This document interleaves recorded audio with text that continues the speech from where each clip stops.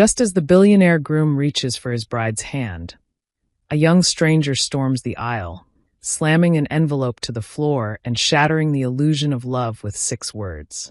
She's not who you think she is.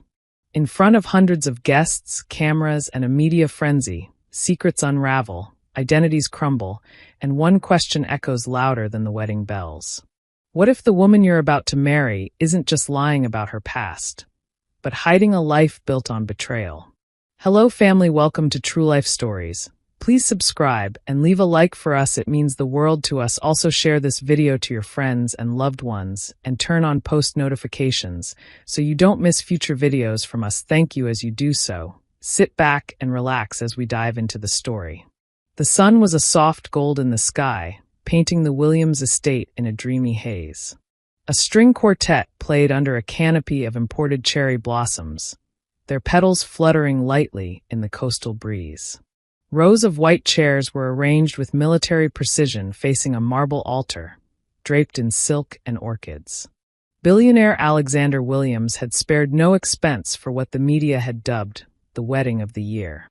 Guests mingled, sipping champagne chilled in crystal flutes. Cameras clicked discreetly. Celebrities, diplomats, and tycoons from around the globe filled the front rows. The press had been kept at bay, but drones buzzed in the distance, hungry for an exclusive. Alexander stood at the altar in a custom-tailored Brioni tuxedo in effortless elegance. He looked every bit the part, powerful, stoic, immaculate. Yet his fingers tapped anxiously against his thigh, betraying a nervous energy. Today was supposed to be perfect. His bride was minutes away. Behind the scenes, Isabel Hart stood in a private dressing room surrounded by stylists and her maid of honor. She was stunning. Her gown was a vintage Elie Saab, hand-beaded and ethereal. Her makeup flawless. Her smile, practiced. She glanced at herself in the full-length mirror, and for just a flicker of a second, the expression cracked. Down the stone pathway to the rear gate, a young man in a faded gray suit stood, heart pounding. Julian Cross. The security team gave him a skeptical glance, but he flashed a forged invitation and was waved in with little more than a frown. He didn't belong here, and he knew it. His looked slightly disheveled, his shoes worn from walking. But in his hand, trembling slightly, was an envelope, thick and creased from being clutched for hours. As the quartet shifted to Wagner's bridal chorus, the guests rose. A hush settled. The grand doors opened, and there she was. Isabel stepped forward, radiant in white, her veil trailing behind like a ghost. Julian's throat tightened. He had imagined this moment 100 different ways, but now that it was real, he felt like he might be sick. His legs moved on their own as he made his way toward the center aisle. Halfway down the aisle, Isabel locked eyes with Julian. She froze. He didn't stop. Gasps whispered through the rows as he reached the center of the ceremony. The officiant stepped back, startled. Security began to move. Julian raised his voice, loud and raw. "Stop the wedding." A ripple of shock passed through the crowd. Cameras clicked again, not for glamour but scandal. Alexander blinked in disbelief. "What the hell is this?" he demanded. "She's not who you think she is," Julian said, holding up the envelope. "I have proof." The guests murmured in confusion. Isabel's expression remained frozen. Not shocked, calculating. A fraction too calm. Alexander descended the steps from the altar, his face unreadable. "You'd better explain yourself fast." Julian held the envelope toward him like a weapon. "Open this. Before you say I do, you need to know who Isabel Hart really is." Security grabbed Julian by the arms, but Alexander raised a hand. "Let him go." Julian's voice cracked now, but he pushed on. "I didn't come here to ruin your life, but if you marry her, she'll ruin yours." Isabel finally spoke. "Alex, don't listen to him. He's disturbed. I don't know how he got in. He's dangerous." Julian laughed, a bitter sound. "You know me, Isabel. Or should I call you Marina?" The name struck like thunder. The hush turned into a vacuum. Alexander looked at Isabel. She looked at Julian. For the first time, her mask slipped, just slightly, and fear flickered in her eyes. Julian's voice dropped, low and steady now. Tell him about Madrid. About the man who disappeared after transferring you half his assets. Or will you lie your way out of this one, too? A single blossom detached from the canopy above and drifted downward, landing silently on the marble altar. The ceremony had ended before it began. The silence in the courtyard stretched unbearably. The quartet had stopped playing. The drones above were gone, as if the sky itself was holding its breath. The guests remained standing, confused, murmuring, craning their necks toward the front, unsure whether they were witnessing an interruption or an unraveling. Isabel's hands slowly unclenched from her bouquet, the pale peonies now crushed in her grip. She didn't speak. She didn't cry. She simply turned her gaze back toward Alexander, a gaze that had once disarmed him, that once promised forever. Now it felt like a mask. Alexander took the envelope from Julian's hand, his fingers slow but steady. He looked at Isabel, his eyes searching her face for something, anything. Truth. Denial. Guilt. But she gave him nothing. Julian stood still, adrenaline coursing through him like fire. His entire body ached with the tension. Security hovered nearby, unsure of whether to escort him out or guard him from something worse. Alexander opened the envelope with surgeon-like precision. Inside, photographs, printed documents, copies of emails, and a single flash drive. One of the photographs, glossy, colored, time-stamped, showed Isabel in a dimly lit restaurant, her hand on the knee of a man in his 50s. Her smile in the photo was the same one Alexander had fallen for. Another photo. Isabel, or Marina Valles, as the ID photocopy suggested, holding hands with the same man outside a luxury apartment in Madrid. A police report. A complaint filed under a different jurisdiction. A transfer of $2.4 million logged only days before the man, Eduardo Morales, vanished. Alexander's grip on the photos tightened. What is this? Isabel took a step forward, voice calm but firm. Lies. That's what it is. Julian scoffed. You're really going to keep pretending? She didn't look at Julian. Her eyes were fixed on Alexander. I don't know where he got those, or how he faked them. But I swear to you, Alex, I've never been to Madrid. I've never used another name. This is some kind of obsessed fantasy. Alexander's brows furrowed. Are you saying these are fabricated? Yes. She turned, addressing the crowd, her voice quivering in the perfect places. This man has been stalking me for months. He's delusional. He's not family. He's not anyone. Julian stepped forward, heart pounding. I'm your half-brother, Isabel. A hush cut through the murmurs again. Even the wind stilled. Isabel's eyes finally flicked toward him. And this time, for the briefest moment, the veneer cracked. Not surprise. Recognition. Alexander caught it. Julian pressed forward. We grew up in the same building. You lived with your mom. I lived 3 floors down with mine. Different dads. You disappeared when you were 16. I didn't know what happened until I started looking into you again last year. And when I found out what you were doing, you don't know anything. Isabel's voice rose suddenly, breaking the glassy composure. You don't know what I went through. What we went through. My mother, our mother, was a drunk and a lunatic. I survived her. I built something out of nothing. You built it on lies. I rebuilt myself, she snapped, chest heaving. I left that life behind. I had to, or it would have destroyed me. You don't get to drag me back into it just because you couldn't get out. Alexander took a step back, the weight of the revelations crashing against the altar behind him. The crowd felt farther away now, a blur of judging eyes and whispers. Is it true? He asked quietly. Any of it? Isabel hesitated. That hesitation was an answer. It's not what you think, she said, voice low. There are things I should have told you. Things I was ashamed of. But I never lied about how I feel. I love you, Alex. Everything else was just survival. Alexander held the photograph up again, the one with her and Eduardo Morales. And this man who went missing. I didn't kill him, she said. That wasn't a denial. You said you'd never been to Madrid. Her eyes burned. I had to say that. Julian stepped back, quietly, letting the truth settle like dust after an explosion. He'd said what he came to say. Now it was Alexander's war to fight. The guests began to move uneasily, some whispering, some walking away. The illusion was broken. Alexander looked at the crushed bouquet on the ground. He bent slowly, picked it up, and set it gently on the altar. He turned back to Isabel. His voice was ice. "Wedding's over." And then he walked away. The estate was quieter than it had been in weeks. The flowers that once framed the marble altar were now wilting under the afternoon sun. Rows of empty white chairs stood like abandoned soldiers in the aftermath of a wedding that never happened. Inside the Williams manor, Alexander stood at his study window, staring out toward the sea. His tuxedo jacket hung over a nearby chair. His tie was loose, his shirt half unbuttoned. In his hand was the flash drive Julian had given him, still untouched. He hadn't slept. He hadn't even left the room. Behind him, 2 unopened bottles of 18-year-old scotch stood like relics on the bar cart.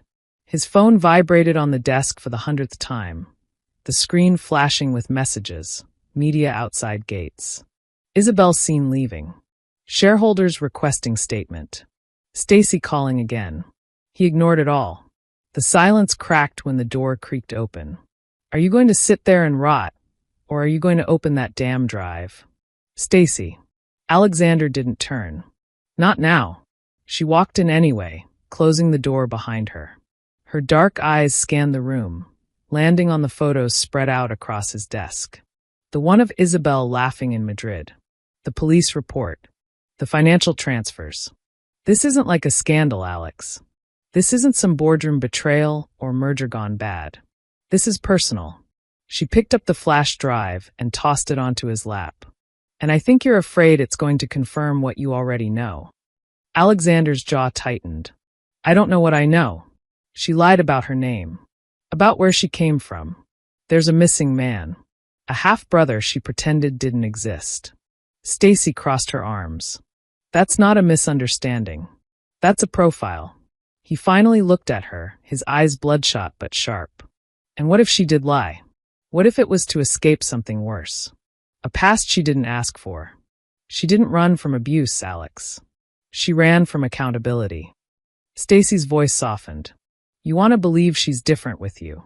But predators don't change their teeth." There was a long pause. The only sound was the gentle churn of the waves outside. Then click. Alexander inserted the flash drive into his laptop. A folder opened. Inside, dozens of files. Videos. Emails. Surveillance stills. One video automatically launched. It was grainy, taken from a security camera inside a small office. Isabel, younger, different hair, sat across from a man in a sharp suit. Their voices were faint but audible. "You said you loved me," the man was saying. "I needed you to trust me," she replied. He slammed his fist on the desk. "You bled my company dry." "You signed the documents, Peter," she said with a calm smile. "All I did was suggest." The screen froze. Alexander hit pause. His face was blank. The weight of that one sentence coiled around his thoughts like smoke.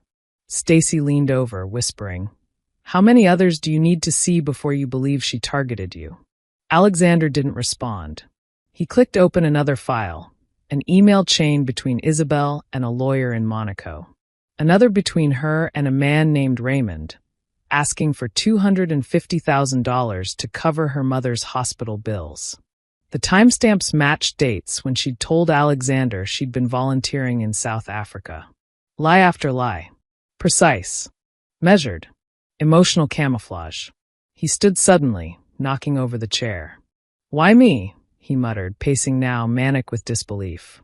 "Why not some other rich idiot? Why me?" Stacy followed him with her eyes. "Because you're careful. You're powerful. And you're respected.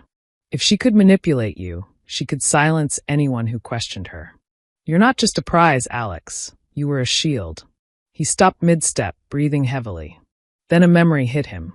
A moment from months ago. Isabel crying in their living room after getting a threatening call from her ex. She'd asked him to speak to a contact at Interpol. At the time, he didn't question it. Now he wondered if that call ever happened at all. How did I miss this? He whispered. She was good, Stacy said quietly. Really good. The doorbell rang in the distance, echoing faintly through the halls. Then footsteps hurried. Moments later, a housekeeper appeared at the study door. There's someone at the gate, she said. It's the young man, Julian. Alexander turned slowly. Stacy raised an eyebrow. You going to talk to him? He didn't answer. But after a moment, he strode out of the room and toward the front of the house. The gates creaked open. Julian stood just outside, clutching a manila folder, looking more tired than before. He had dark circles under his eyes and dirt on his shoes. You came back, Alexander said. I figured you'd want more than one chapter of the story. Alexander didn't speak. He opened the gate and stepped aside. Julian entered. And behind them, as the gates shut, the last petals from the wedding canopy blew down the long, empty driveway. The final remnants of something beautiful that had never been real. The parlor room had once hosted royalty and tech titans. Now it smelled faintly of dust and roses, forgotten centerpieces from the wedding that never was. Julian sat on the edge of a leather armchair, gripping the manila folder with both hands like it might float away. Across from him, Alexander sat in silence, one leg crossed, elbow resting against the armrest, his face unreadable. Not out of calm, but calculation. Behind them, Stacy leaned against the wall, arms folded, eyes narrowed, as if daring Julian to trip over a single lie. Julian reached into the folder and handed over a single sheet. DNA test, he said. My mother's name was Eleanor Cross. Isabel's was Evelyn Hart. Same woman. Different stories for different children. She left my dad when I was 4. I never saw her again, but I remembered the name she called Isabel Bella. Always Bella. Alexander read the page slowly. The document was clean, official, bearing the seal of a national clinic. 98.7% match. Half siblings. No margin for coincidence. She told me her parents died in a car accident when she was 12, Alexander said. Julian gave a dry laugh. Creative. I wish mine had. I got a mom who rotated boyfriends and excuses, then vanished. Isabel, or Bella, or Marina, or whoever she's being today, was smart enough to leave. Stacy took the paper and scanned it. So you tracked her down after all these years just to crash her wedding? No, Julian said. I tracked her down because I started digging into the woman who'd suddenly become a philanthropist. The photos, the social media, the op-eds. She didn't just change, she erased herself. And I was curious. Too curious. He opened the folder again, laying out more photos. A younger Isabel on a yacht in Capri. A gala in Buenos Aires under a different alias. A photograph of her kissing a man on the steps of a villa in Spain. Eduardo Morales. She didn't kill him, Julian said quietly. But she didn't save him either. Eduardo had a heart condition. Stress triggers. According to the reports, he had a stroke in the middle of a heated dispute with her. She called for help, eventually. But by the time the paramedics arrived, he was already gone. And somehow, she still walked away with access to 2 of his offshore accounts. Alexander's throat went dry. She told me he was abusive, he muttered. Said she'd fled to France because he stalked her. Said she feared for her life. Classic redirection, Stacy said, shaking her head. Is she even pregnant? Julian froze. Alexander looked up sharply. She told me last night, he said, when I confronted her, before the ceremony, that she was pregnant. Said she didn't want to cause a scene because of the baby. Julian stared at him. She told you that? Alexander nodded slowly. She's done it before, Julian said, reaching into his folder once more. He pulled out a printout of a message chain. Digital conversations with a man named Nicholas Drake, a venture capitalist based in Singapore. She told Nick she was pregnant.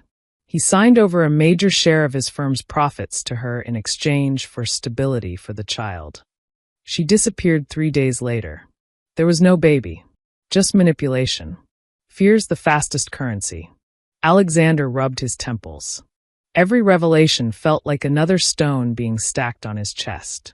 He wanted to be angry, furious, but mostly he felt hollow. Not just because Isabel had lied, but because he'd believed her so easily. "How do you know she's not lying this time?" he asked softly. Julian met his eyes. "You don't. That's what she counts on." Just then, Stacy's phone buzzed. She answered, listened briefly, and turned pale. "She's here," she said. "At the gate." Julian stood immediately. "Don't let her in alone."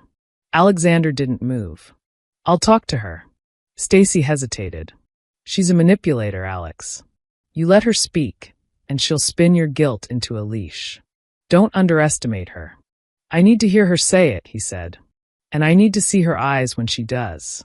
10 minutes later, Isabel stood in the Williams solarium, a glass room filled with orchids and sunlight. The veil was gone, her gown replaced by a long, dark coat and large sunglasses. She pulled them off slowly, revealing puffy eyes, smeared mascara, and a brittle smile. "You look like hell," Alexander said. She stepped closer, folding her arms against the cold. "I didn't come to beg," she said.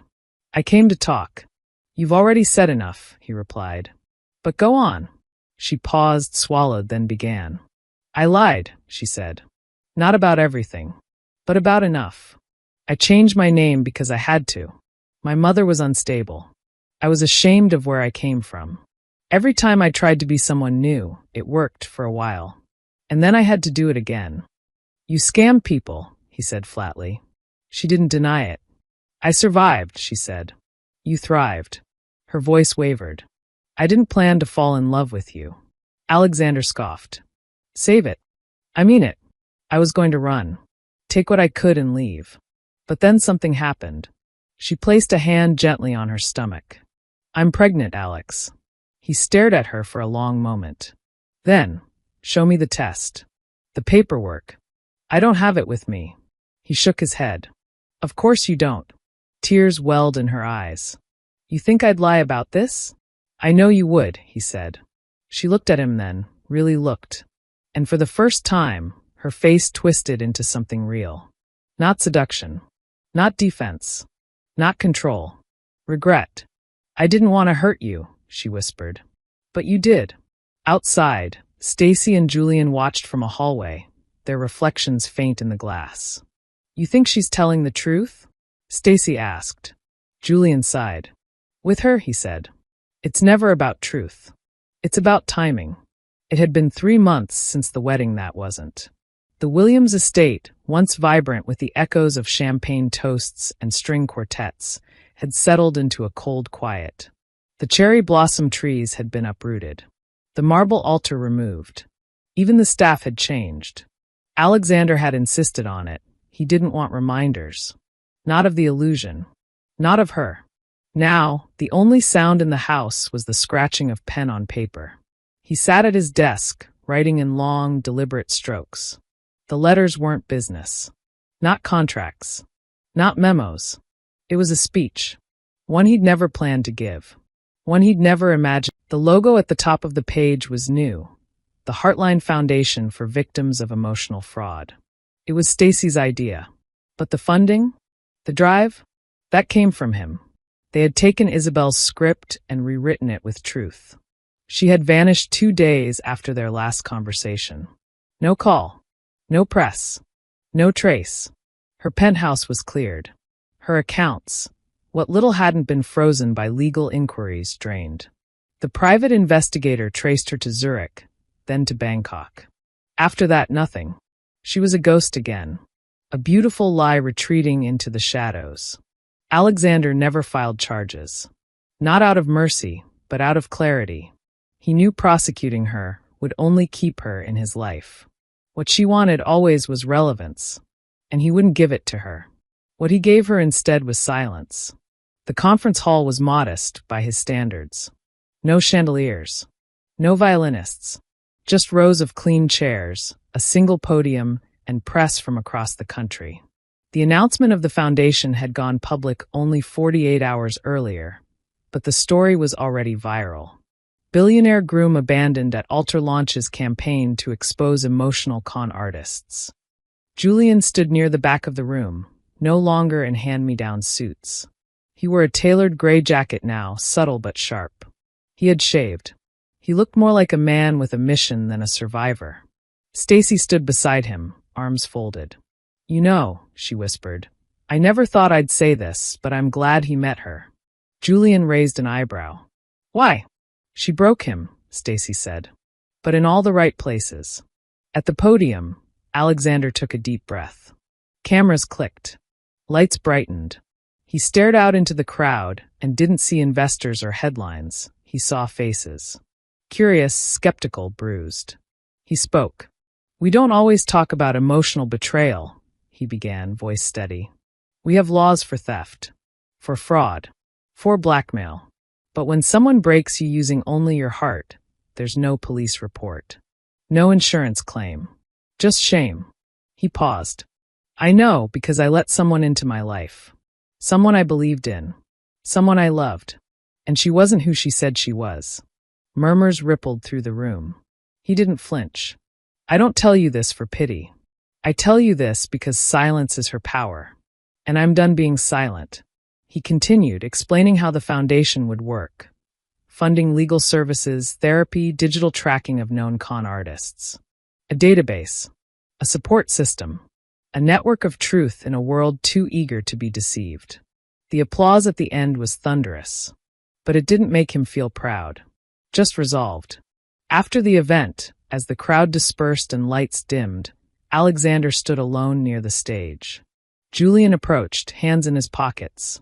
"She'll see this, you know," Julian said. "I hope so," Alexander replied. "Think she ever loved you?